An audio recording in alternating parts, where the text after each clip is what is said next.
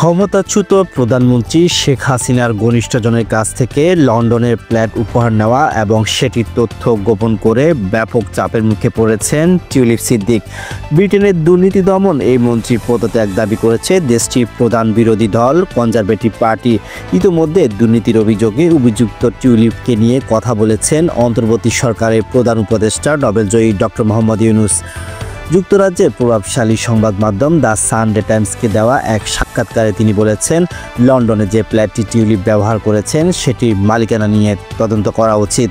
যদি তদন্তে পাওয়া যায় তিনি এটি স্পষ্ট ডাকাতির মাধ্যমে পেয়েছেন, তাহলে ফ্ল্যাটটি বাংলাদেশ সরকারের কাছে ফেরত দেওয়া উচিত। অন্যদিকে টিউলিপ সিদ্দিকীকে বরখাস্ত করতে প্রধানমন্ত্রী কেয়ার স্টারমারের প্রতি আহ্বান জানিয়েছেন দেশটির প্রধান বিরোধী দল কনজারভেটিভ পার্টির প্রধান কেমি ব্যাডিসনোচ।